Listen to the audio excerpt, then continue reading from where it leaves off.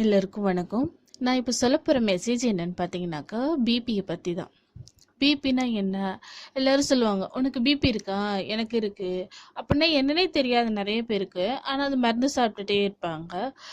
படித்தவங்க படிக்காதவங்க இது ரெண்டு நோய்ங்கிறது பாரபட்சம் இல்லாமல் வர்றதானே, அதான நோய். அப்போ பிபினா முதல்ல நம்ம என்ன தெரிஞ்சுக்குவோம், அது வராமல் இருக்க என்ன பண்ணலாம், வந்துட்டு நம்ம என்ன பண்ணலாம் அப்படின்றத பற்றி நம்ம இந்த மெசேஜ்லேருந்து தெரிஞ்சுக்கலாம். ஆம்,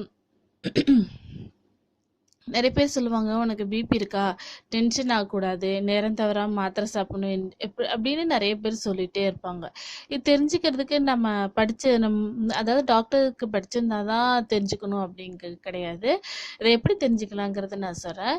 நம்மளோட இதயத்தில் இருக்கிற ரத்தத்தை வந்து பம்பு செய்து, இதயம் வந்து பம்பு செஞ்சு உடலுக்கு மற்ற உறுப்புங்களுக்கு அனுப்புது. அப்படி சுருங்கி விரிவைத்தான் ரத்த அழுத்தம்னு சொல்றாங்க. இதய திசைகள் சுருங்கும் போது ரத்த அழுத்தம் வந்து கூடுதலா இருக்கும். சாதாரணமா ஒரு மனிதனுக்கு 120/80 என்ற மில்லிமீட்டர் பாதரச அளவுல இருந்தா அவன் நார்மல்னு சொல்லுவாங்க. 120/80ன்னு சொல்லுவாங்க. உயர் ரத்த அழுத்தம் என்பதுன்னு அப்படின்னா என்னன்னு பாத்தீங்கன்னா, 120/80 என்ற நிலையை தாண்டி 130/89 வரை கூட போகலாம். சரிங்களா? அதை உயர் ரத்த அழுத்தம் ஏற்படுவதற்கு முந்தைய நிலைன்னு சொல்லுவாங்க. இந்த எல்லாத்தையுமே தாண்டி, அதாவது 140 140-90 அது தாண்டினாக்கா உயர் அழுத்தம், ரத்த அழுத்தம் அப்படின்னு சொல்லுவாங்க. 140/90 தாண்டிடுச்சுன்னா நமக்கு உயர் ரத்த அழுத்தம் அப்படின்னு சொல்லுவாங்க. அதுக்கு நம்ம என்ன பண்ணோம், அதை முதல்ல என்ன பண்ணணும், அவ்வளோ இருந்துச்சுன்னா உடனே அந்த பிபியை கட்டுப்பாட்டுக்கு கொண்டு வரணும். இல்லைன்னு வச்சுங்களேன், ஹார்ட் அட்டாக்கு, கிட்னி ஃபெயிலியர், சர்க்கரை நோய், கண்ணு, மூளை பாதிச்சிடும். எல்லா நோய்க்குமே அப்படியே கேட் திறந்து விட்ட மாதிரி ஆயிடும். அவ்வளோ நோய் வந்துடும். பிபியை வந்து நம்ம எப்படி வந்து நம்ம கட்டுக்குள்ள கொண்டு வரலாம் அப்படின்றத பார்க்கலாம். இப்போ வந்து நம்ம பிபி எப்படி வருது நம்ம தெரிஞ்சுக்கிட்டோம். இப்போ அதை எப்படி கட்டுக்குள்ள கொண்டு வருதுன்னு சொல்றேன். ஃபர்ஸ்ட் வந்து பிபிக்கு எதிரின்னு பார்த்தீங்கன்னா உப்பு தான். உப்பு தான். அதை வந்து ஜாஸ்தியா உப்பு இருக்கிற பொருளை நம்ம தொடக்கூடாது. முக்கியமா ஊறுகாய் தொடவே கூடாது. நம்ம நிறைய பேருக்கு உப்பு ஜாஸ்தி போட்டு சாப்பிட்டாதான் பிடிக்கும். அதெல்லாம் கண்ட்ரோல் பண்ணி உப்பு கம்மியா சாப்பிட ஆரம்பிக்கணும். செகண்ட் பாயிண்ட் என்ன பார்த்தீங்கன்னா, இடுப்போட அளவை, சுற்றளவை அடிக்கடி நம்ம அதாவது அளவிடணும்.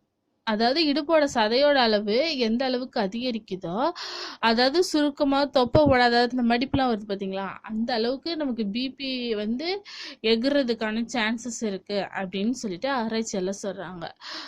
அப்படின்னா என்ன, தொப்பை போடாமல் பார்த்துக்கணும், தட்டையான வயிறை வச்சுக்கணும், சுருக்கம் இல்லாமல் பார்த்துக்கணும், இடுப்பில் அதாவது மடிப்பு விழுவாமல் பார்த்துக்கணும்னு சொல்கிறாங்க. அடுத்ததாக பார்த்தீங்கன்னா உடல் எடை.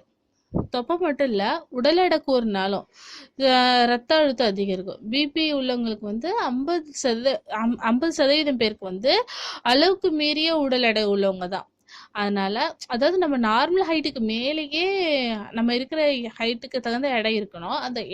எடை, அந்த ஹைட்டுக்கு அதிகமான எடை இருக்கிறவங்களுக்கு இது மாதிரி பிபி வரும்னு சொல்றாங்க.